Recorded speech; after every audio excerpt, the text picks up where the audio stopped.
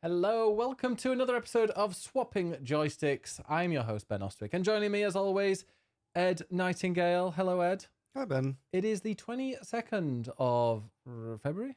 March 2020. Where is this year going? Oh, honestly. Oh, the policemen are getting younger, and years are getting faster, and yeah, the next Doctor Who might be somebody younger. Anyway, I'm Ben Ostwick. Joining me as always, Ed Nightingale. And we're here to talk about video games. And it's been a while since we've had just a one-on-one session. One. Yeah. This is our first one-on-one session. Feels strange. I know. Normally we invite all our friends on for it, but All our rich, famous friends. inviting our friends for a bit of group action. But this time, you just want to just do it with who you know. Don't finish that. That's what you said. But anyway, hope everyone's doing well. See, this is what happens when we don't have other people that we have to be To keep us in check. Exactly. Yeah. We have to be on our best behavior Keep for them. you in check. How dare you? You are filthier than me. I don't know. I've seen your Twitch streams. Your Twitch streams are It's just all the chat. dripping, It's not me. dripping in filth. You can blame the chat, are you? Yeah, I'm going to blame the chat. Okay. But anyway, it has been quite a while because we had the Paul Tinto interview. Then we had a special live episode with Margaret and Joseph here that failed one week. And we ran out. It didn't. Yeah, the second one it didn't, but that's why there was a week off because we did have a little bit of an issue and we didn't have time to go and re-record it. So yeah, this is the first one in like 4 weeks of where we're just going to sit and chill and chat and talk shit Yeah. about video games and all the things that are around there with news and whatnot. What have you been up to, Ed, this last 4 weeks? What have I been up to? We went to the theatre. Did we? Yeah, we saw Standing at the Sky's Edge, the greatest Was musical. that in the last 4 weeks? That was definitely the last 4 weeks. Okay. Yes, we went to see that. That was nice. Brilliant. I'm already like, can I get a cheap ticket to just go and see it on my own? Because I know you don't really want to see it again. But I would like I'd quite see it happily. again. Yeah, It was great. I really enjoyed it. it's really good. Like the more I listen to the songs, like even the songs You that listen all the time. I do. Now, I knew you would come out with something like this, so I was prepared. All I'm saying is when I really like a musical or an album or something, I will listen to the entire album from start to finish on repeat. Ed, however, if he likes a song, he will play that song on repeat. Not the album, not different mixes of it. The same song hundreds of times in a row. Yeah, and I'll do that for a couple of days until I'm utterly sick of it and never want to hear it again. Yeah. So I just like get it out of my system. See, I don't want that to happen. So I listen to the album a couple of times every other day. And yeah, it's a great song, a great soundtrack. The singers on it are brilliant. If anybody doesn't know, Standing on the Sky's Edge is a musical about not council block because it isn't now, but it's a block of flats in Sheffield and like 3 generations of families that have lived there. One that was like just post-war, like boomer era, one in the 70s, 80s, and then one in kind of modern day, and how they're all linked. And it's just a really, really beautiful but sad, and the music is incredible. It's just all around a perfect. It's more interesting musical. than a block of flat in Sheffield may seem. That is the It's the star of the show is the block of flats. There Yeah. isn't one main character in it. It's what combines these beautiful stories into one. Yeah, and it's just beautiful. And like I say, Yeah. the music is from Richard Hawley, who is from Sheffield, and I've been a bit obsessed with since 2007 because I got his album. Was like, oh, I love this music, and then just been listening loads. And he's quite like people don't really know him. He's I didn't know him at all until the show, to be honest. bass player from Pulp, and he has done some solo stuff, but he's really good with his solo stuff. Very kind of chilled. He did have a little bit of like a psychedelic album, which is where Standing at the Sky's Edge, that main song is actually from. It's more psychedelic one. But like Cole's Corner, that was the first one, which is a department store in Sheffield, I believe. And so it's just very, if you go and type in Richard Hawley, if you like just kind of nice, chilled, bit of piano music. I don't know what kind of music, a bit jazz. Is it jazz? It's definitely not jazz. I don't know what music. It's just music. It's just music. It's standard good music. Wow. Doesn't need a genre. I mean, judging by the musical, it's rock. So Rock. yes, but just northern rock music. Northern Soul. Yeah. Sure. But go and watch it. And somebody, like, there are people that were arguing whether the music is appropriate for it. Like, the music and the story, whether they go together. Because the music was obviously created before, because it's mainly his back catalogue. A bit like Mamma Mia was for Mamma Mia. It's called a jukebox musical. Oh, that's what they said on Reddit as well. Funny that. And one of the comments was like, they saw it as a bit like a film score, whereas the music is there to kind of amplify, but it's not necessarily the words. I mean, some of the words are very literal, but like some of the songs, they don't necessarily form the primary part of the plot. It's just there and they're playing music and there's a bit of a concert going on. I could bore you, but I won't. Well, don't. Good. Because if it's going to bore me, it's going to bore many people. And because I feign attention, like, to be nice, whereas people watching don't need to. So anyway. The music doesn't really tell the story. Exactly. It's just there to create mood. And it does. I mean, that was the first time I've cried in a theatre. The first time? I was going to say in so many years, but I genuinely can't remember. Hmm. When was the last time? I've cried quite a lot in the theatre, but I don't remember. Were you on stage? Yes. You were booed off. I wasn't. They were chucking fruit at you. No, I don't think I have. I mean, sometimes you get emotional in like overwhelmed emotions. If I'm very tired, I do. But it's been so long. I was very, very tired when we watched it. I think I'd had a late night. But it was, no, I loved it. And the music's fantastic. And I know Randy Pasta from the Discord community saw it as well and was in love. So go and check it out. Standing at the Sky's Edge. It's a limited 6-month run at the something. I can't remember theatre. its name, but It's a nice it's Drury Lane. It's a very nice theatre. And if you, and like whatever seats you get, they're good. So don't worry about not getting like the best seats because it's quite a nice, cozy venue. Apart from that, I can't think of anything exciting that we've done. It's just been sort of work and video games, really. Yeah, but we do have a nice weekend off, and then it's Easter next week. Oh my god! There's a few things that have happened. A few things. Yes. So one of them was that we saw. I don't know if we mentioned this. I don't think we did. We saw Peter Bramhill at the theatre. Another theatre trip. I know. With those gays. We haven't got plants yet, but we're getting there. Apparently we've got plants. Ed told me, but I don't. There are 2 plants in the lounge. You just apparently don't look at them. No. I water them. But yeah, we saw Peter Bramhill, who plays Thancred in Final Fantasy XIV, the voice of Thancred. Who we interviewed. We did, and we went and saw that. Well, we went to see it with Bethan and Colin, who play Alice and Alphino. So we went with the twins to watch Thancred. It was brilliant. He's very, very talented. He's a great actor, yeah. Excellent actor. Although, the play was basically although, by the way, is not a bad thing. The although is like, is it you going to say what we saw? Well, yeah. So what we saw. Yes. So it's basically about like a rock band from the 90s and them like rekindling their sort of friendship away on holiday, where they recorded or like film. No, what's the word? They took a picture for their album cover whilst they were on holiday. So they go back to the same hotel room and to sort of like relive their memories, but they're obviously not the same people that they were, and it's like their friendships all sort of break down. Let's just say that we saw a lot of Thancred. We did. It was, we saw a lot. It's like Peter's like he plays up to dad cred and the dad jokes and that side of things. And so then seeing him in a play in not a lot of clothes, I was like, I feel like I'm watching my dad. It is a bit like when it's a bit strange. It's a bit like when you go to the beach and your dad puts his Speedos on and you're like, oh, that's different. Not but like oh wow. No. It was like it was just a shock and surprise of like, oh, I didn't expect to see that much of him. And did you enjoy that? I'm gonna put you on the spot. Oh, shut up.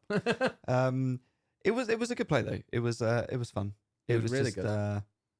Yeah, it's just a shock. I just didn't expect the costume changes. It was also like lack of. it was 2 hours, but like just blinked and it finished. It was over in no time. Yeah, I really enjoyed that. Need to do more of it. We should go to the theatre more. Also, I climbed a tower. Oh yeah, you did some charity stuff. Yeah, I was volunteering at the Gosh charity, Great Ormond Street Hospital charity tower climb, which was there were people climbing 36 flights of stairs, and they were doing that for charity, and I was there helping out. And at the end, they were like, "Do you want to go up and be like the last person to kind of tell all the volunteers at different levels who were kind of cheering on, say that they can, stand down." And the medics and stuff, they can stand down. So I was like, sure, why not? And now I have a hole in my trousers. Great. In my jeans. In the bit where when you walk too quickly, that was from the tower climb, which was great. In the crotch. In the crotch, yep. So my balls hang out. But yeah. So I did that. That was good fun, though. And then afterwards, it wasn't too bad, actually. The first 3 flights were great. And then from like the 3rd to the 10th was like, oh, this is a pain. And then I got to the 10th, and then it was just a blur till the 36th. I remember being like, I should take photos of myself like every few flights. And I looked, and it was like 23. I was like, oh, wow, okay, I missed a few. And it's just like, yeah, you're kind of not even thinking I'm going up. That's far too much physical exertion for me. Well, then afterward, because I was up at 4 a.m. that day, or 5 a.m. It was 5 a.m. 5, yeah. But I'd gone to bed at 1. So that was it. I had 4 hours sleep. But we then went to... what was it called? Richmond, where we went and did a little bit of sightseeing from Ted Lasso. Yeah, we saw the little corner that they film on the pub. I can't believe everything is in that one place. There's the bit where he has a little kick about with the girl. There's the pub. There's his house. And then there's like the little square where he sits on the bench. And also there's the place where they do the auction, all within like 100, like not even 100 meters. I mean, take out the auction place. It's all within like 5 strides, pretty much either way. It's tiny each way. It's really nice, and I love that they kind of lean into the Ted Lasso a lot. Like every shop has a mustache, of course, in it. Anyway, so video games. This is a video game podcast, right? It is. Well, this is the thing. So, like for me anyway, Rebirth has sort of taken over a lot, and we've talked about it already on the podcast. I reviewed it, so I got to play it early. I still played it a lot after that point. I'm over 90 hours in, but I'm a bit Final Fancied out for now. Yeah, I'm taking a little break from it at the moment. It took a long time, and I still really love it. It's a great game. But I've written a lot about it. I've written about the ending. I've written various bits and pieces. So that's very much taken over. But I wanted to play something else. And last week I talked a bit about Persona 3, which I'm still playing, which is good, but I'm looking forward to getting through that. It's just more Persona. And for me, like, it's fine. It's just not as good as 5, which you still need to play. Well, I played a bit, but I just need to finish it. Yes. So, yeah, I'm to be honest, I'm looking forward to what Atlas are going to do next, because it's all very well. They keep re-releasing and remaking old ones, but they need to just do a new Persona game. But there is a reason why I definitely need to finish 5, isn't there? Another reason. Well, do we want to make that a permanent thing? Yes. If we say it now, then we have to do it. We are going to, in potentially October. November? That's even better. November, we are going to go to Japan. And we're going to spend 2.5 weeks there. I think it'd be good to have like a whole 2 weeks there, and then like the traveling days don't eat into those 2 weeks. Yes. Make sure we're in there. And that will be our first trip to Japan. Because we're determined to do more. Because I imagine, because if I say it's the first trip, then I won't feel too bad about like missing the odd thing. Because I'm sure there are places I'd love to go, and South Korea I'd also love to visit in the future. And yeah, so I think we'll call it the first one, where we'll try and tick off and do as much as we can. But I imagine for me, it's going to be similar to the only 3 nights that I spent in New York, where it's just like, boom, gone. And like, oh, it feels like a film.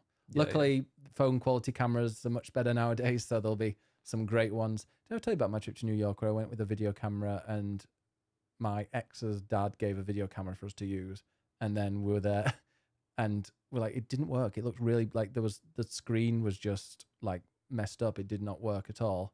And then when we got back, he was like, "Did you take the cap off?" Oh, you idiot! Luckily, I had a camera for like static photos, but like no video exists of me in New York because we didn't know how to. Because it was a brand new video camera, and like, who has a video camera? I mean, no one has one these Yeah. days. So yeah, I didn't take the cap off. Oh dear. Anyway, we'll have to get back and take some. But no, Tokyo, we're going to be going to. The other reason, do you know what the really geeky reason why I'm quite glad it's going to be November, not October? Because there Why? could be a general election in October, and I want to be experiencing that. Wow. The changing of the guards. Anyway, we need to save for a holiday. We do. A lot of saving because there are too many things I want to do. Yeah, you're like, you want to go to a Michelin-starred restaurant or something? I mean, of course. God. No, I want to eat my body weight in Wagyu beef. That's not much. Wow. It's enough that it's expensive. Okay, yeah. And yeah, I want to do traditional stuff. I want to do lots of like shopping, nerdy shopping. I want to see all the sites. We need to go to Super Potato. Yeah. I want to go to Super Nintendo Land. Super Potato Land. I just want to do everything. Well, we don't need to do everything. But like, yeah, I want to go to Japan. I want our trip to Japan to be a really fun, exciting trip that we go and do a bunch of things before your work just decides to send you there for something and then they take you out for That's a big if that happens. Yeah. But it'd be nice to have the first time as us just going and having a fun time there. And yeah, I've always wanted to go to Japan. It's always been like my number one destination. Same. Like there's been some close, like I think on my bucket list, I've got Iceland I'd love to do. I'd also really like to visit Machu Picchu in Peru. It's like pretty much those three. I'd also love to visit like they're all Antarctica. very expensive. Yeah, I mean, these are the most expensive things that I really want as well. Like I want to go to Antarctica as well. That'd be really cool. Because they do like ships. But I'd want it to be environmentally ethical, and I don't know how environmentally ethical those trips are. That is true. They probably cost about £30,000 if you want the ethical one. Where Yes. yeah. So anyway, this is recorded, so now we have to do it. That's yes. why you've just done that. It is, yeah. But you need to play Persona 5 before we go. I will tell you what. If we book flights, I will then play Persona. Well, it's a good 110 hours, so you better start soon. Okay, will do. There we go.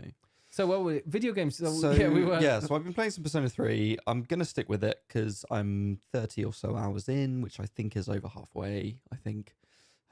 Maybe. We'll see. So I'm going to stick with that and I want to get it done. But there is a game that is out this week, which I have dabbled in a little bit, which is Dragon's Dogma 2. Dragon's Dogma 2. Now, last week we talked about it a lot because we were all really excited to give it a go.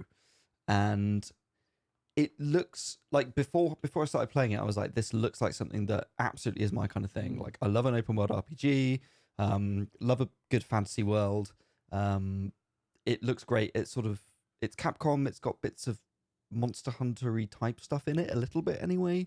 So it definitely seemed like something I was like, I really want to play this. And then the reviews came out this week and it's getting like 10 out of 10, 5 out of 5, top reviews everywhere. People saying this is like the best RPG since Elden Ring, which is incredibly high praise.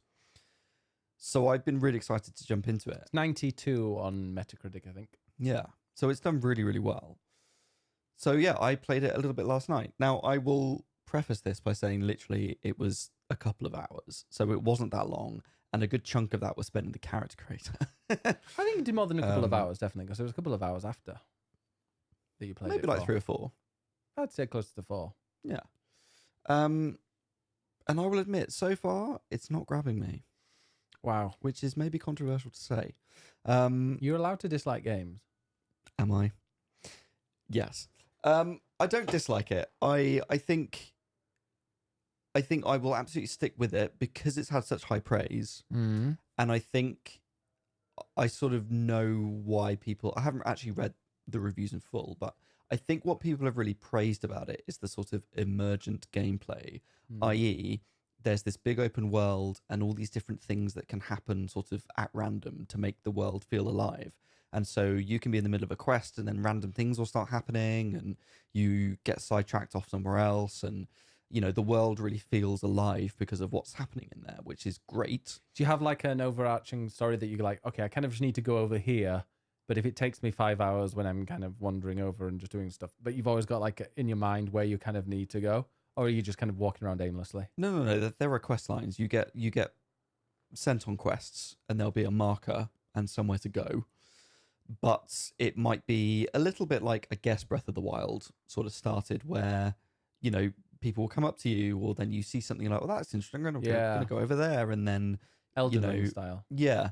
But then there's also a bit of like Monster Hunter in there, where there might be a massive cyclops or a big werewolf comes in, and then suddenly you're battling that, and you might run away, but it chases you into a town, and then the town will start like helping to battle it, and everything just kind of steamrolls from there.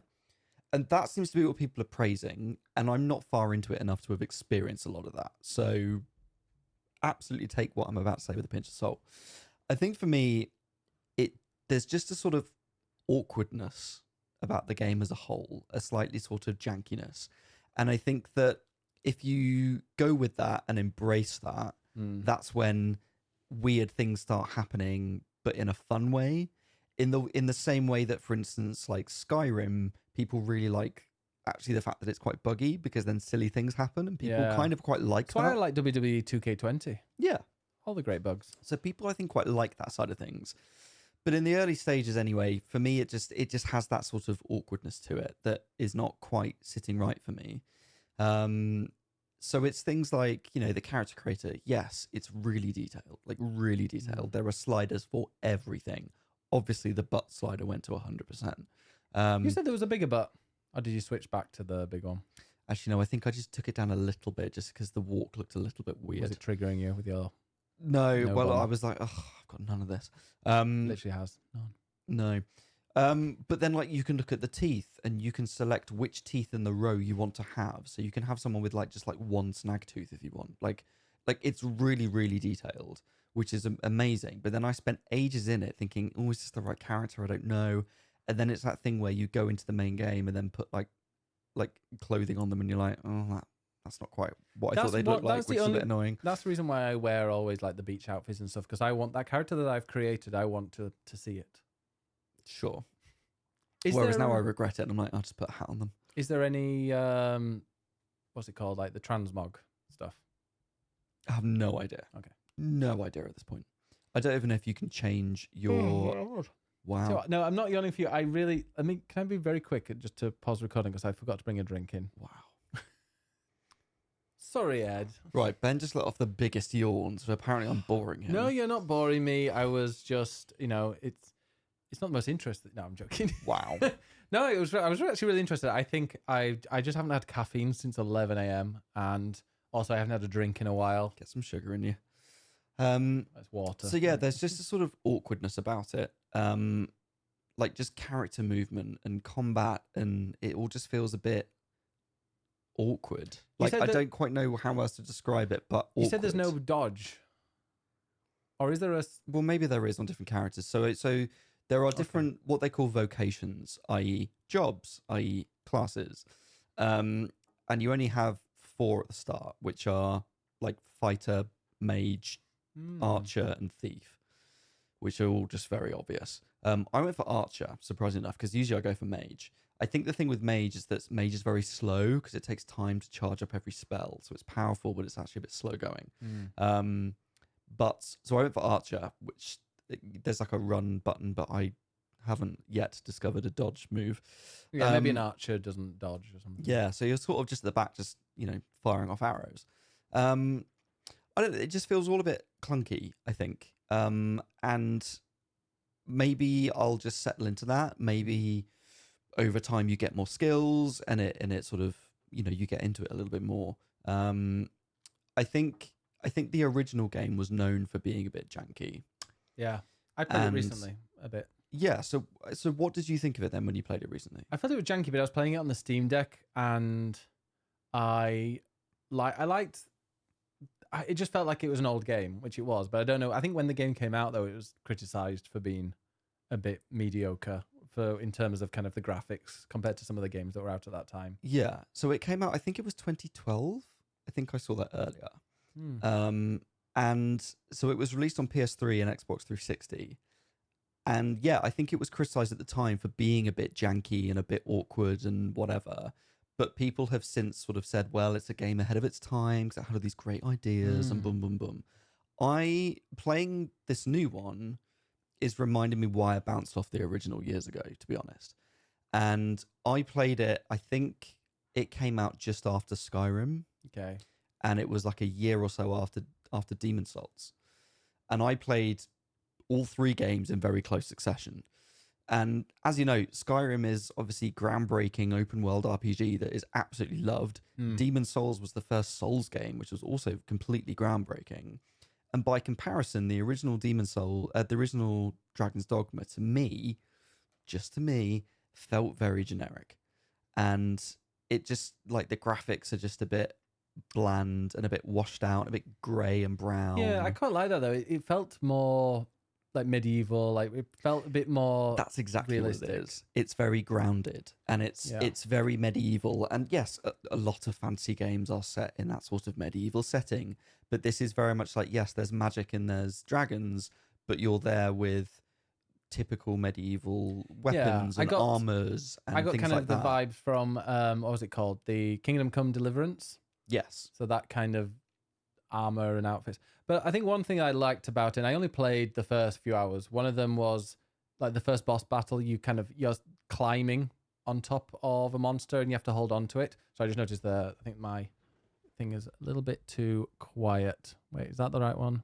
I think so. Anyway, so now you can actually hear me. So you could like climb onto enemies and slash at them while you're holding onto them. And there was this beast that had a snake's tail, and I chopped that off, and then a beast's head on its back that I killed, and then eventually you wore it down. It was like a pretty epic fight.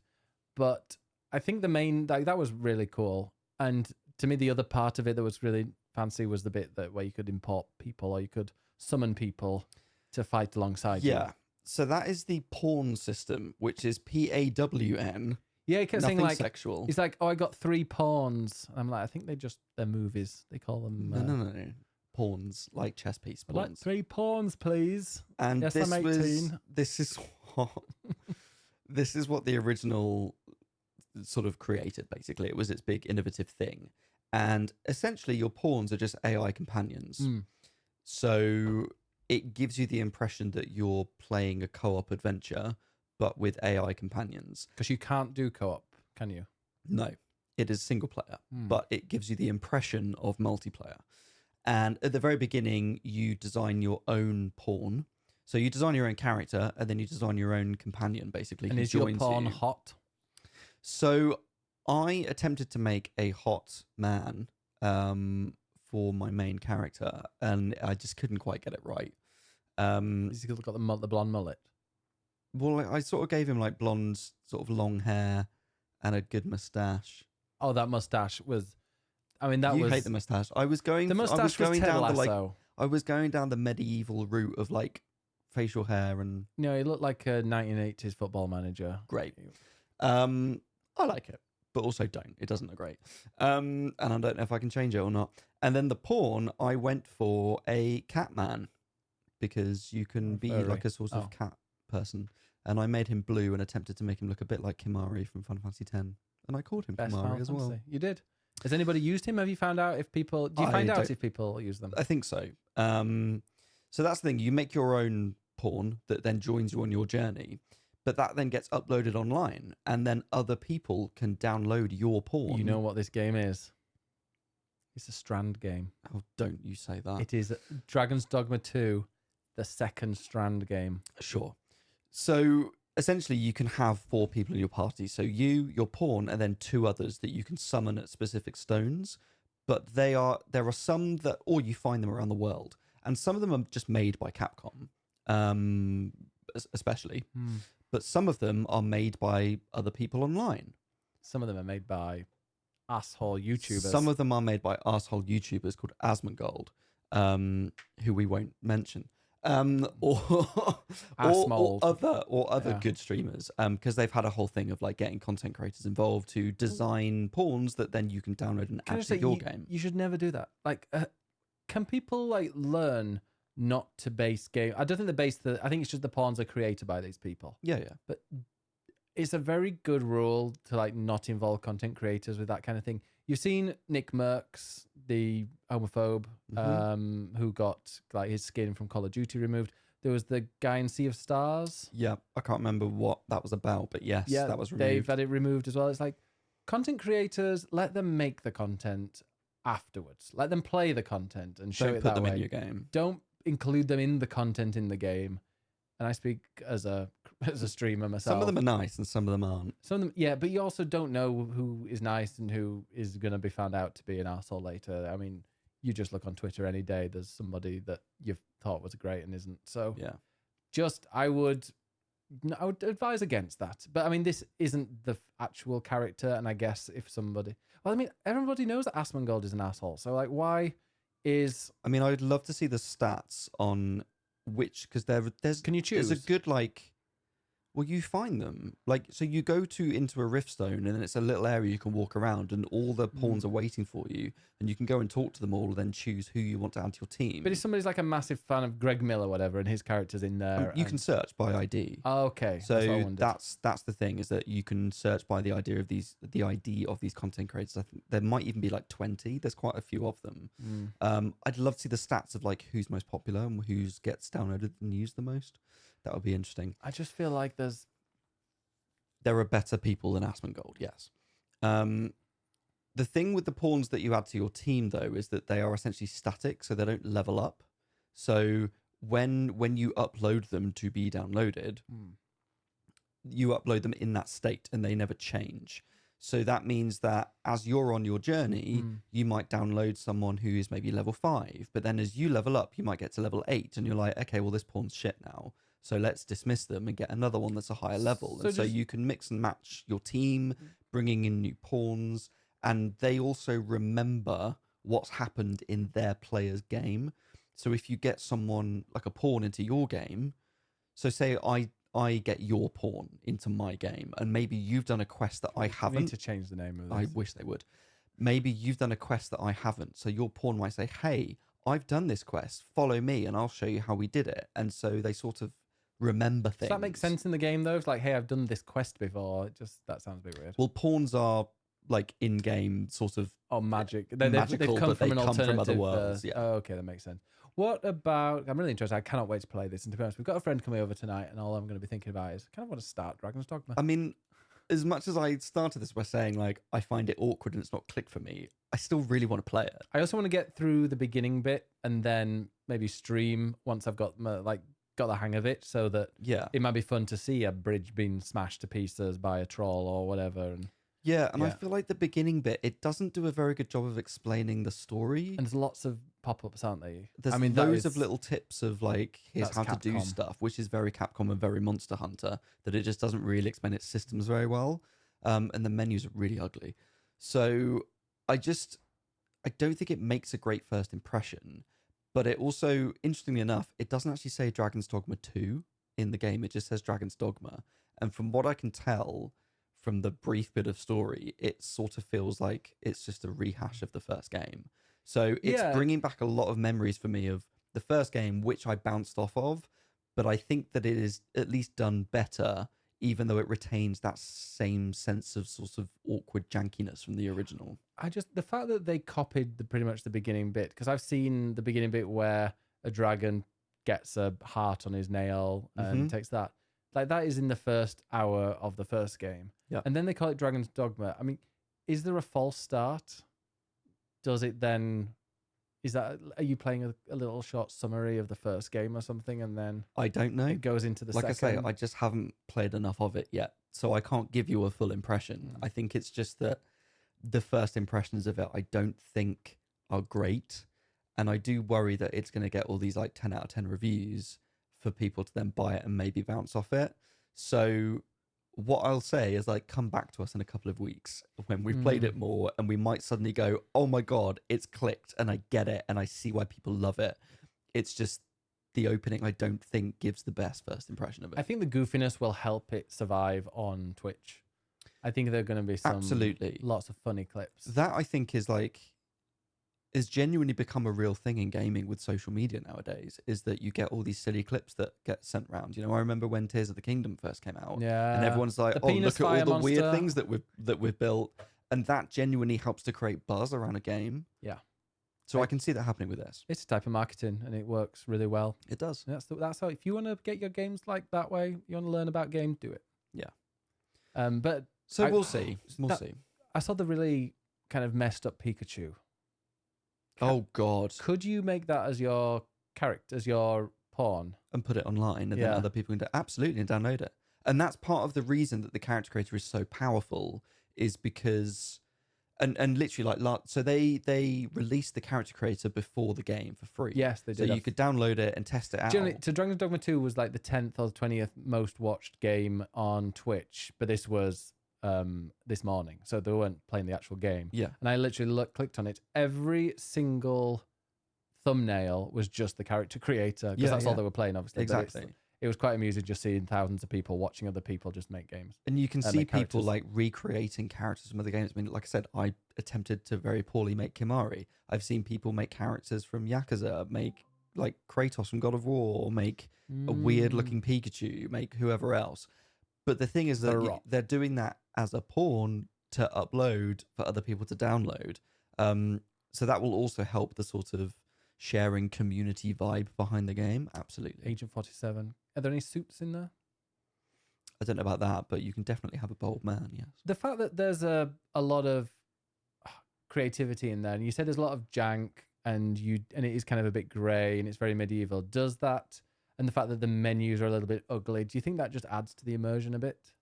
I think that, I mean, maybe it's Stockholm syndrome, but I think that jankiness sort of becomes endearing after a while. I think, like I say, I'm hoping for that, because at the start I'm just like, oh, this feels a bit janky, and I don't know how much I like it. But I think over time, you know, once all the systems and the gameplay and the combat all sort of clicks into place, and you're a bit further into the story, the little silly janky things end up becoming funny stories, as opposed to this game feels a bit shit. Yeah.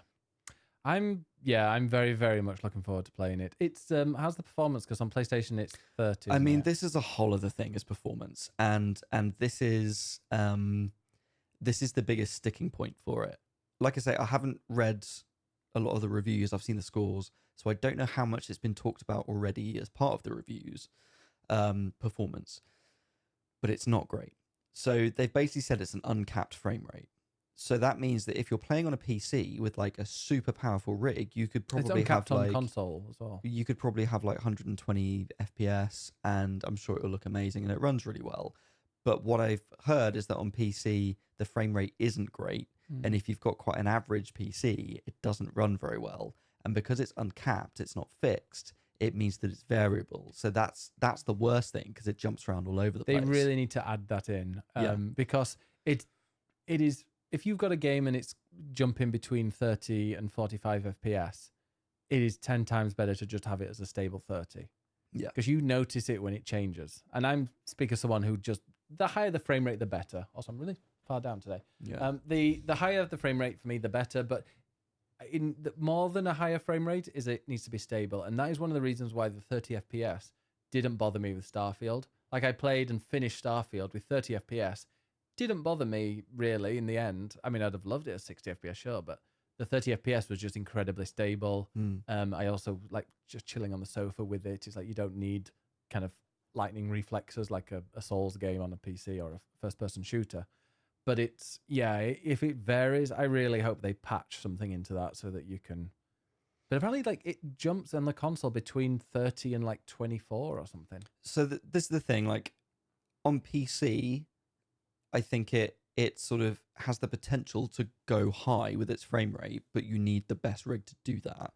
And it's just variable and a bit unstable. But Capcom have acknowledged that and said already, like, we're going to look at some performances fixes on that, which is great. What PC players have already decided, I saw on Reddit earlier, is they're going to start going on a killing spree. And they are literally, there's going to be a thread on the Dragon's Dogma subreddit of, here are NPCs that are not quest related that you can kill, because they've got so many NPCs in the game that's what is draining CPUs. And so they're going to go around and start killing people, literally like basically mass genocide in order to drop the frame rate. So that's now become a bit of a meme of like Wow. what they're going to start doing. Frame So rate that's all side. on PC. On console, there are no performance or graphics mode options. It's literally just it's variable and it's unfixed, but it hovers at around the 30 mark. So you're not getting a smooth output, and there's no way of changing it whatsoever. You're just stuck with it. And I will say, it doesn't look great. Yeah, And but I do see moments where I'm like, okay, I can understand why, because there was a bit where I think there was a destructible bridge, and I'm Mhm. like, the fact that this racing water was going down and like washing the bridge away and stuff like that, I'm like, wow, this is yeah, and and there's a you've dragon got smashing things, and I'm yeah, like, you've got multiple pawns, all with their own individual AI on top of other NPCs joining. There's loads of chat. Like there is a lot going on in the game. it's an ambitious game, And that's why I think A, it's a bit janky because it's hard to get these things working properly. And B, yeah, the performance isn't great. Now, for some people, that's going to be a complete turn off. some that's content. And for some, it's content. I sort of want to push through it, but unfortunately, you have turned me into an FPS snob. And I now really struggle to play games on 30 FPS. So with Rebirth, for instance, people have been complaining about the performance mode, saying that the It doesn't look as good. that it's quite blurry. And I noticed that when I was playing it, even because I saw it before the patches when I was reviewing it. It's since been patched. Even today, they have added a new patch that now has performance mode sharp and performance mode soft. I don't see a massive difference, if I'm honest. Why But would you do soft? Is performance mode sharp?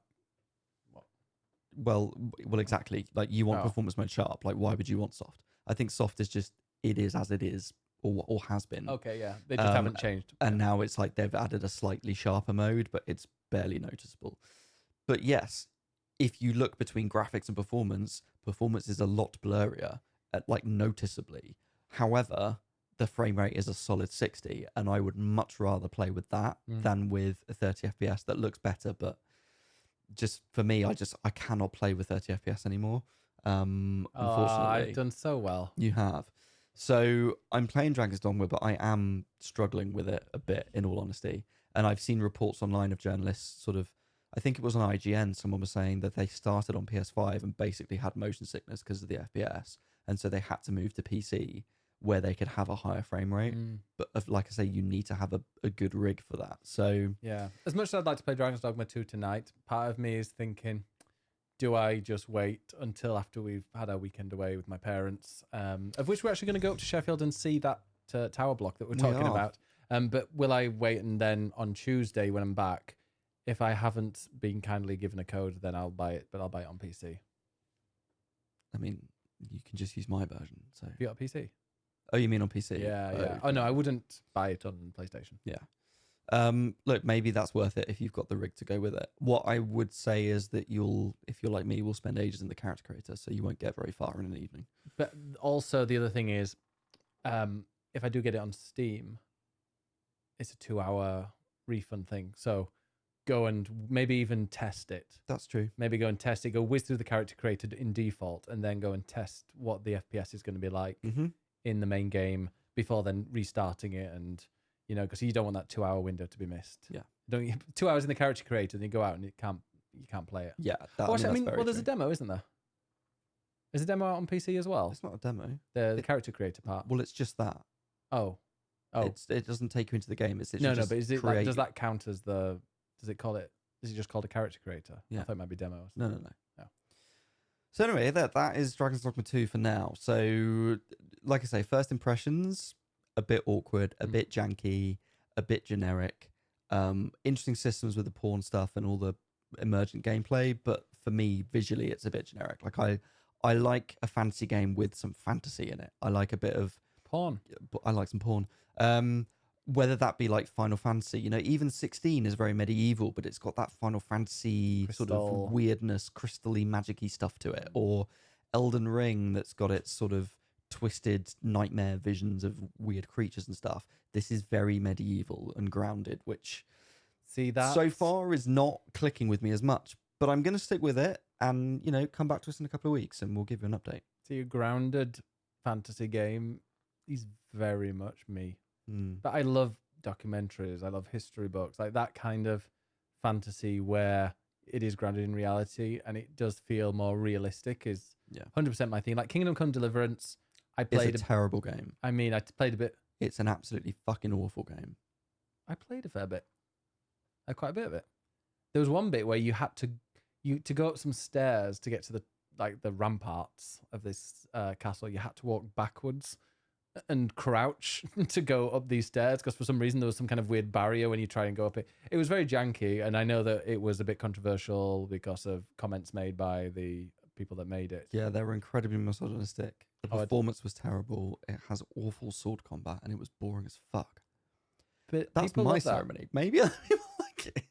Some people love it. Like it's got a rabid fan base. Rabbit. Yeah. I liked the fact that they were trying to make it as accurate as possible, and I appreciated that all the buildings were kind of historically accurate for that time period in that location, and where the towns were, and the way that these characters acted. And I don't know, I want a fantasy game, or like a historical fantasy game that is based on something very realistic, which I know Dragon's Dogma obviously isn't, but I quite like those, and I think there need to be more that aren't just World War II games. I'd like a game to go with the history sim. I don't really need that. No, I do. I'm afraid. Don't need like Assassin's Creed. Give me that mode where you just walk around and learn stuff. Yeah, but that's pretty. This was a little bit pretty. I mean, it's set in like the Czech Republic, wasn't it, or the Czechia? Yes, I think so. So I mean, it's pretty in its own way with woods and things. If you say so. Woods and castles. What have you been playing, Ben? I have been playing a little game you might have heard called Stardew Valley. Hey. I am fully invested. So I'm going to preface this by saying I've only ever got to winter once on one save file in Stardew. I've got about 50 hours in it. Like before I've played it recently, I've had about 50 hours in. Lots of kind of restarting farms and then kind of dropping off it and going back and forgetting about it. So starting a new farm. So I can't really reference the updates, but there has been a brand new patch 1.6 and everybody's incredibly hyped because a lot was promised and then the log came out and even more was delivered. And I think for people that have been playing this game for hundreds and hundreds of hours that are in like year 4, 5, 6, whatever plus of their farm, and things are repeating, like having all of this stuff being added is massive. It's a bit like Animal Crossing. So Animal Crossing, they have their annual events that happen on every, on specific days each year. I feel like this is if Animal Crossing said, hey, we're going to release a patch, and they just added a load of new things, quality of life features, new events. They did, yeah. The Happy Home was kind of more focused on Happy Home. They did add some new stuff like with the cooking and with like the Thanksgiving party, because I don't think that was there in the original. And so yeah, no, it's a bit like the first patch, I think, rather than the last one. Which I mean, I lost my mind at for that. So I can understand people in Stardew loving this as well. But I'm playing through it. I'm in the middle of summer. So you start with spring and it's 4 weeks, so 28 days, and then it goes into summer, autumn, winter. So I'm not incredibly far into it. I'm maybe about 10 or 12 hours into my farm, because I've been playing it all day today. I was playing it all night last night. Yes. Sorry. Although, did I wake you up when I came into No, I was dead to the world. Yeah, that was great. And so, yeah, I did get into bed quite late playing it. And it's got me. It has really, really got me this time. And What's changed this time? I don't think anything has changed. I think if I'd played it before this patch came out, I'd still be fully hooked into it, because there's nothing new that they've added that's hooked me. I think I'm just ready for like Stardew on a Steam Deck on an OLED, beautiful screen. I've had it like zoomed out a little bit so I can just appreciate it a bit more. And having a game that's kind of just persistent, you can constantly just pick it up for 5 minutes, 10 minutes or whatever. You can play it while you're watching some TV. It's just something that you can do and kind of pass the time away. And it's aesthetically pleasing. Numbers are going up. Levels are increasing. You're finding new things and discovering things. It's just a very peaceful game. And yeah, and it's got a lot. I started looking at the patch notes and was like, oh, whoa, I didn't realize that was a thing. And in fact, today I was playing it. I was like, wonder if they're gonna add this. It'd be great if they did this, and then 2 hours later, somebody was like, "Oh my god, this thing is this future thing that they didn't they like profusely apologized for saying it, but because I think they thought I'd played it a lot, and they'd said, "Oh, for me, this is the best item," and I was like, "Oh, that's in it, is it?" And it referenced, which is exactly what I said 2 hours ago, saying, "Oh, it'd be really cool if they had this." So now I know that they have it. I'm not going to say what it is because I don't want to spoil it, but yeah, there seems to be just so much stuff, and I can't wait to kind of progress the game past 1 year and just to see and like build up relationships, because I've never built up a good relationship with the villagers in there. I mean, everybody knows what it is. It's a farming sim, but you can also build good relationships with the people in the town, and then you can get married to one if you want. But also, you're building up relationships in friend terms as well. So, and there's stories that are going on. I've got to go. So apparently, the mayor, I think it's the mayor, he's left his trousers somewhere, and I need to now go and find the trousers for him to stop an embarrassing situation for him. Of course, there was a woman who'd lost her axe, and I had to go and find that. And I found some, and also because I've been doing lots of exploring, I've found a lot of areas that are like out of order or question mark. And I'm like, okay, I guess I'll experience this in the future. So the depth and the amount of stuff that is there, and it's pretty much created by just one, well, it is created by one guy. It's pretty, it's pretty incredible. And I can understand, like when the Haunted Chocolatier comes out, I can see people taking like 2 weeks off work just to get stuck in and enjoy. Yeah. I am very tempted to get it because I say get it. I own it on Steam, but just I never started it. And I think I bought it on Steam because it was in the sale at some point. I mean, it's always been in the sale, and I thought, oh, it's cheap, I'll buy it. And people had said get it on PC because you can use mods. However, for me, it feels like a game that is just begging to be played in handheld. Like you want to cozy up on the sofa and just play it on handheld. Yeah, Steam Deck. I don't want to sit and play it on a PC. Buy yourself a Steam Deck. I mean, I could steal your Steam Deck. No. But You I should buy think your what own. I will do is buy it on Switch and play it on Switch. And I know that the update isn't out on Switch yet, but like you say, if I'm starting from the beginning, I'm not going to know what's new in the patch anyway. The only thing I know that's something happened, like a certain day happened. It's not like a festival day. It was just like, I'm not going to say what it is, but people in the chat were very surprised and a bit like, oh my God, this is new. I've not seen this yet. Nobody in the chat had seen this event happen. Right. Let's just say a phenomenon happened. A green phenomenon. That's all I'm going to say. Oh, I know what that is. Okay, yeah. Well, that happened, and people in the chat were just like, what is this? And like I was going around and doing stuff, and yeah, we were all kind of experiencing it and learning about it together. But that was for me just a normal day. It could have that could have been in the previous one. I didn't know, but it pointed out that it was new, and it was very, very cool. I feel like I need a sort of relaxing game. So Ben is nodding at me for the people listening. So yeah, I'm really tempted to get it. I think I'm just concerned that I'm going to really like it and get addicted to it and not play other things. And because everything else I have at the moment is a massive RPG, I don't want to get sucked into that and not play other things. Why not? Why don't you want to not play other things? Maybe taking a little break from a different game and in a brand new story intense game every single there's other a week. Lot I want to play. But like let's not have this argument. No, I'm just saying you don't need to always play a story rich game that's going to keep you until 1 a.m. Every night. Maybe. We'll see. Sometimes a little calm farming game is what's needed. Mm-hmm. Did lockdown not teach you anything with Animal Crossing? I got bored of that eventually, though. Yeah. Should we see what people have been playing? What have other people been playing? Yeah. Because I don't think there's anything else really. I mean, Balatro, still played a little bit of that. But, oh no, by the way, I've downloaded Twitter again. Oh dear. Right, we've had quite a few essays this week, but we'll let you off because it's been a while. Yes. So we're I love that. We asked off... for people, and then we're also like, but... We'll start off with Pancake, who says, Stardew update, in big letters. Yes. I'm going to keep my review as spoiler-free as possible, but there's so much more stuff than I was ever expecting, even right from the start menu. I'm having a really good time starting a new farm and working through the beginning for the first time in a while and seeing all the new things, from big gameplay items to small visual details. The biggest problem so far is my game has crashed twice now, as I was heading to bed to save the game after midnight. That's been super frustrating. I will say that he is working on It updated bug today. fixes. Oh, is it today? Yeah, because Willie's rod had a problem with Willie's rod. Oh, poor Willie. Apparently, you were going if you went to Willie and he gives you a rod, and he wasn't giving people a rod. Oh, But a yeah, I shame. haven't had a single glitch or single crash, okay, that's good. and it runs like butter still on Steam Deck, obviously. Of course. Clue says 3 games, 1 dabble, 2 I'm obsessed. So the first is The Thaumaturge, a narrative... Thaumaturge. What? Thaumaturge? Thaumaturge.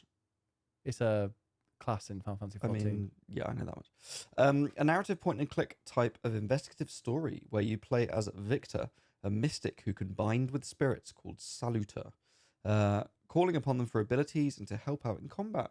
I've always loved the premise, but alas, the storytelling in this game is average at best. Oh. The setting is lovely, 1905 Warsaw. The art, beautiful, but it didn't draw me in. It is a rich world and setting, but feels stilted. 5.5 out of 10. I like the review. Yeah, looking at some images of it, it seems...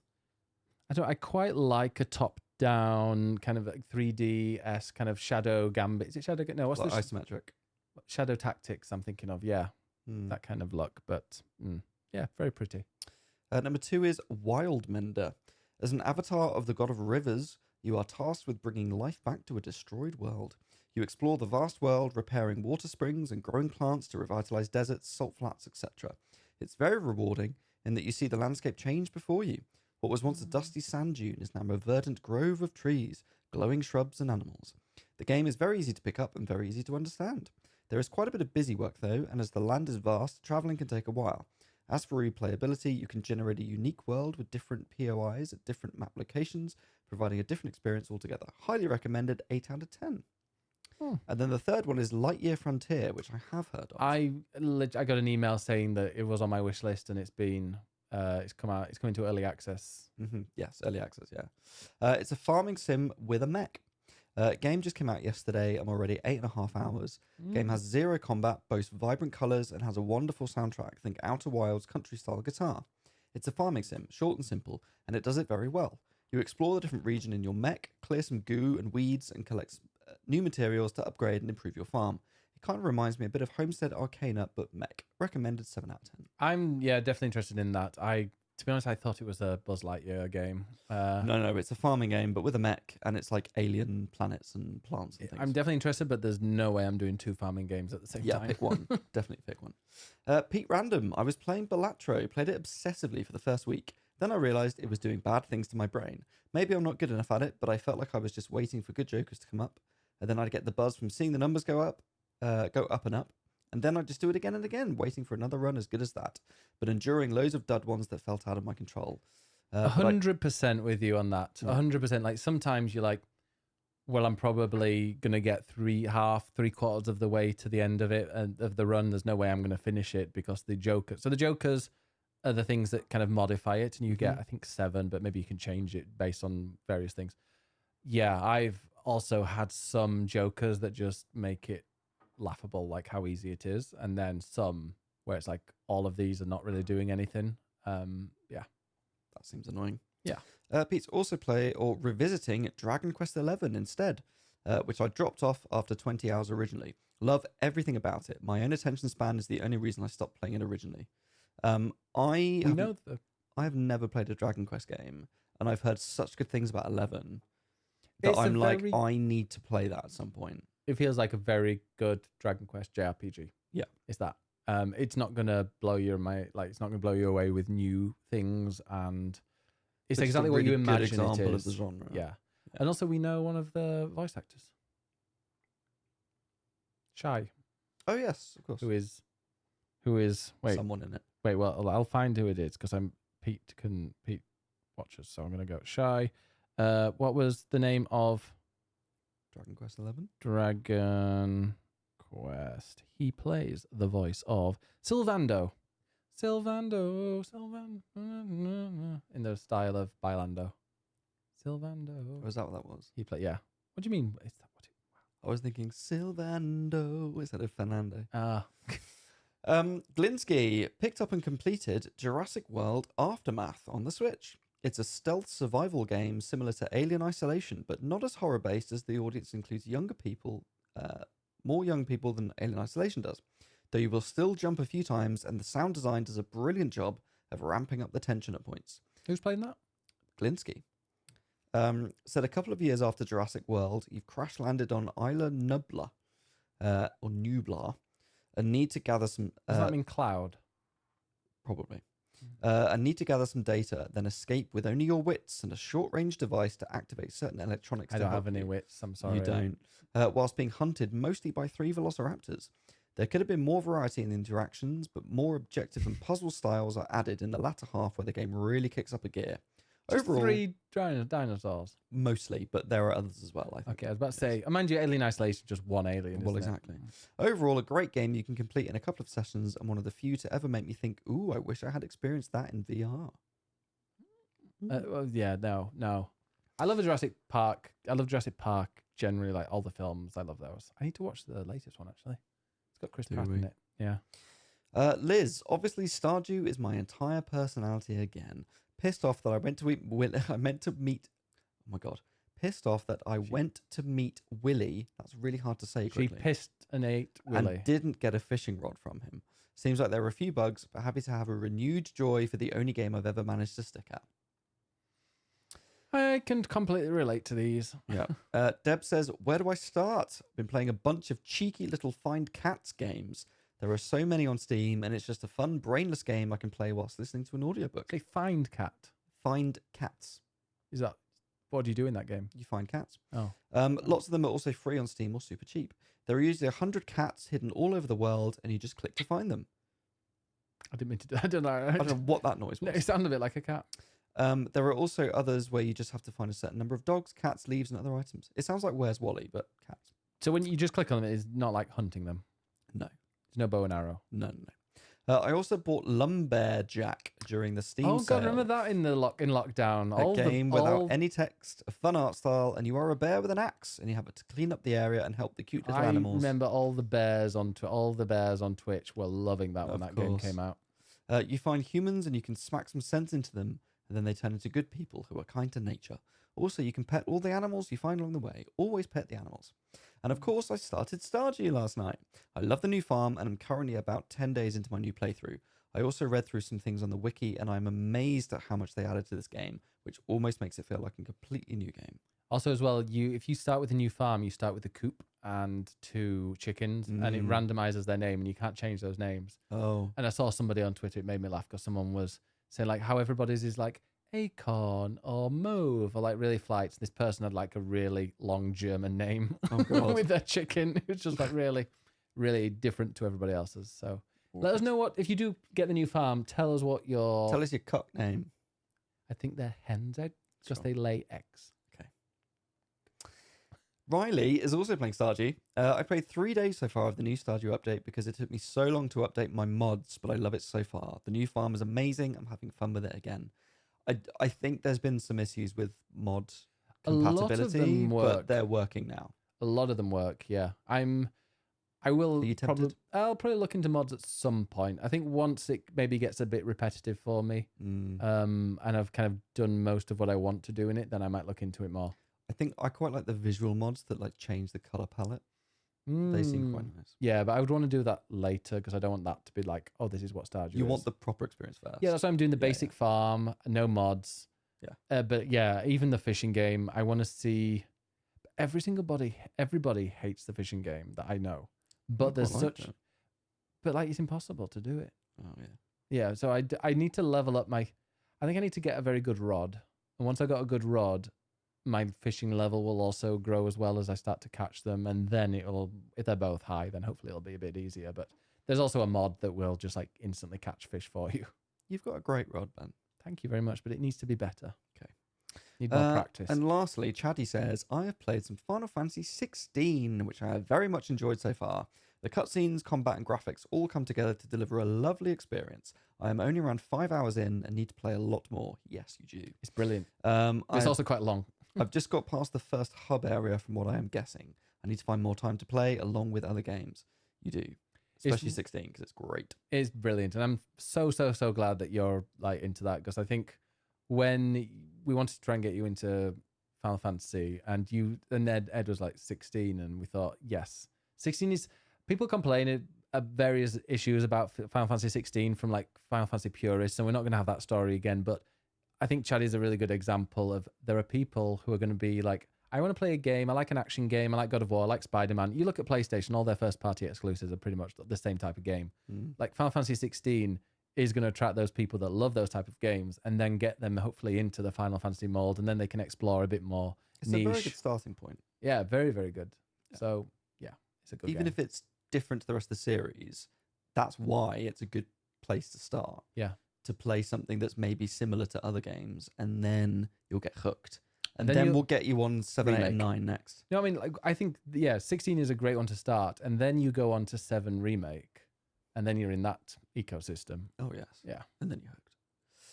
Anyway, that's what you lot have been playing. Let's whip through some news stories. We are, because I think, yeah, is a friend coming over very soon? Yes. I mean, there's not a huge amount of news this week. This week is GDC, so there are lots of like interesting talks. Gaze done quick. Game developer conference, but Okay. sure. So basically, all the game developers are together in San Francisco having a piss up C for and quick. doing talks and chatting away. So there's not a huge amount of news, but obviously the big news, as we've talked about, Gamers drinking coom. that's very different. Different conference. Stardew Valley obviously is the big thing that came out this week. And everyone is playing it so much that it actually has a new concurrent peak on Steam. Is it really? Yeah, like massively. Oh, So I mean, and I've been playing it. This story I wrote yesterday. So it may even have increased. But its previous concurrent peak was in January 2021, Okay. where it had 95,000 concurrent players. Mm. Now, Wow, that seems like quite short. Quite small. now its biggest is 146,000. So it has jumped by a big proportion. Okay, would you like me to tell you the peak? What it is now? Yeah, Is it bigger? it is bigger, a little bit. 155,295, which was 5 hours ago when I was playing it. There you go. I'm one of those numbers. Now, I think the thing is that it came out in 2016, and the last sales figure I could find was May 2022, where it had sold over 20 million copies. Mm. And if you imagine this is one man who's made this, Yeah. and got 20 million copies, was sold that many. Guess what So I think- percentage of positive reviews? Like 90? 98.26. Yeah. So I think the thing is that it's been out a long time. It's got a lot of people playing it bit by bit, but never in a big chunk.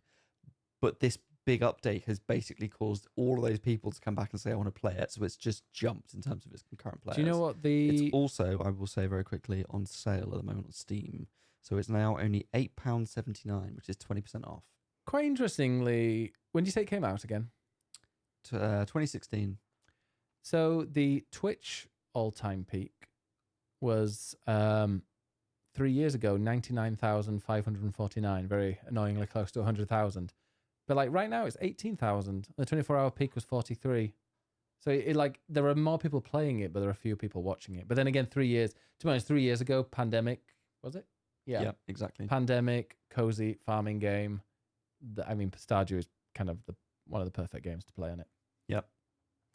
Another thing that happened this week was an epic Unreal showcase. Oh, where they so had epic and unreal. It's epic and unreal.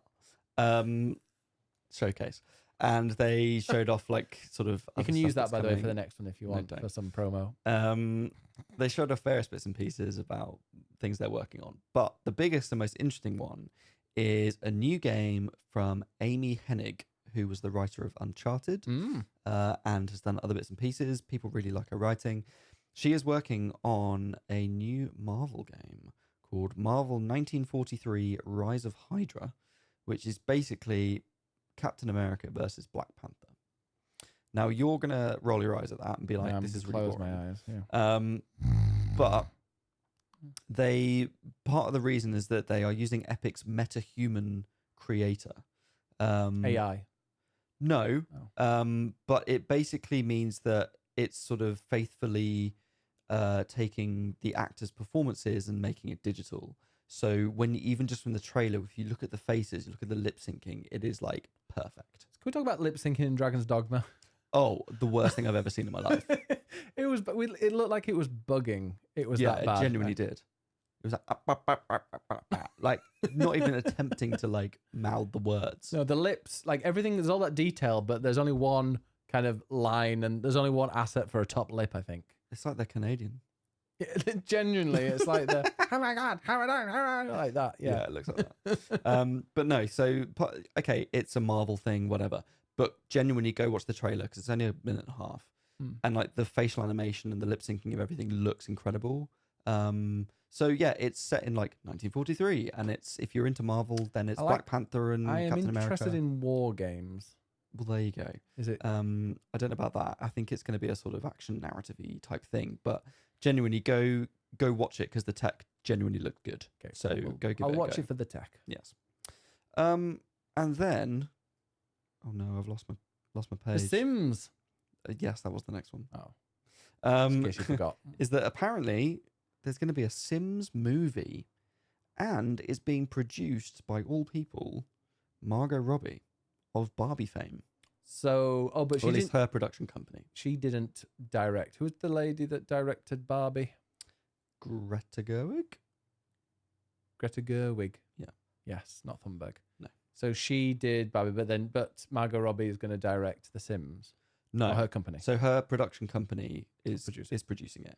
It's going to be directed and co-written by Kate Herron, who directed Loki, as in the Marvel series. Is it? Oh, I thought it was a film. No. Oh, that sounds So it's Margot Robbie's production company called Lucky Chap. like The Sims. That's Yeah. would it be a soap? Would it be like Coronation Street?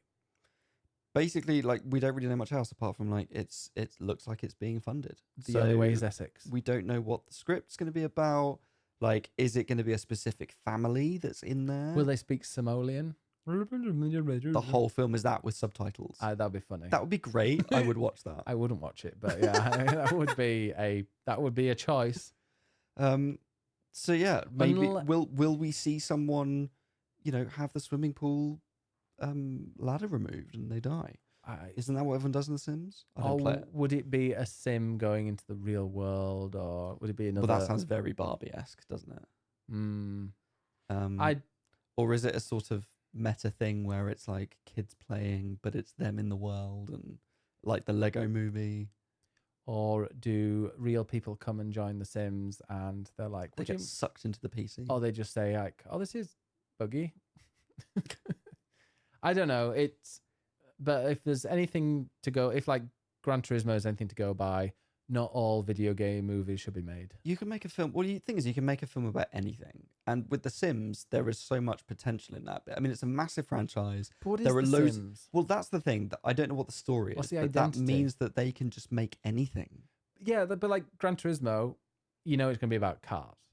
The Sims, what, people? There's going to be a film about people? There's going to be people in a film? Wow. In a house? Groundbreaking. I mean, yeah, the possibility is endless, but also where's the identity? Maybe it'll come out and we'll see it and it'll be incredible and be like, oh my God, this is hilarious. It's brilliant. I'm like, there's kind of giving a lot of choice. And then there's just been like, make a film about people in houses. And they go, anything more? Well, look, it will be out in probably 5 years' time, and we will do a little special where we'll get Devon Bumpkin on, and we'll talk about the Sims film. And it'll come out, and there'll be at the same time the release Oppenheimer 2 about the bomb. And then we'll have Simmenheimer. Simmenheimer, yeah. Oppenheimer 2 will come out because that will be based on the bomb that is probably going to happen. Wow. Let's end there Putin, before you try and make that forced segue anymore. Yeah, I was trying to bring in the fact that Putin got re-elected. Anyway, let's move on from nuclear war. Great. That's it for the news. It is, and that is it for the show. So thank you very, very much to everybody for watching the show. This is a podcast show. Okay. What else is it? An episode. The end of today's episode. Welcome. Oh, goodbye. That's the word. And it's 22nd of March, and we'll be back next week for another generic standard show. Another generic podcast. with two white men. Yeah, with opinions. So Who would have thought? with very little planning. We'll be back next week. If you enjoyed it and you want to go and check out previous ones, including ones where we've interviewed Ben Starr, Deborah Wild, Jennifer English from Baldur's Gate 3, Paul Tinto from Final Fantasy VII Rebirth, Colin and Peter from Final Fantasy 14. So we've got some. Go and check the old ones out because those ones are kind of timeless. They're not. Although if you want to just go and type in on, go to swappingjoysticks.com. But if you go to youtube.com/biggerbennis and type in swapping joysticks and a game that you're currently playing, the chances are we might have chatted about it in previous Just episodes. Google good stuff and swapping joysticks will be at the top. Goodstuff.com. That is where you will find swapping joysticks. Absolutely. Or Google. But yeah, Ed, where can we find you? You can find me at ed_nights on Twitch and on Twitter. And you go live every Monday night. Indeed. And you're playing Sekiro. I am playing Sekiro. Which you haven't spoken about, but I wanted to keep your blood pressure down. Thank you. I will get further into it and discuss it maybe next time. Okay, yeah, because Ed nearly lost his shit last time. And yeah, I am streaming now every Tuesday, Friday, and Sunday. I'm off work now until the 2nd, but I'm off away this weekend coming up. So streams are not going to be standard, but I will be. So that, to be honest, this might be a good thing. I might be streaming a bit more. Like today, I did an all-day stream of Stardew. So keep an eye out for them. I'll post it on Twitter and in the Discord. But yeah, back to the regular schedule from the 2nd. And yeah, thank you very, very much. Also, we are going to go and see a preview of a film, aren't we? Yes, we are. Of a film. Are we able to? I can say what it is. It's not. There's no embargo. I don't think so. What? I can't say. I have no idea. Oh. Make a decision because I need a wee. We're going to go and see Kongzilla. I don't think it's called Kongzilla. No. But Glinsky, if you're listening, we're going to go and see a preview of the Godzilla versus Kong film, which is very much something that I'm down to watch. Nice. We need to see June as well. We need to see the last Godzilla 1.0, or whatever it was called. The white Godzilla. What's it called? I don't know. You really need to go and pee, don't you? Genuinely, my legs are crossed and I need to go. They are as well. He's just tied a knot in his knob as well. All right, then. Have a good one. We'll see you next week. Bye-bye. Bye.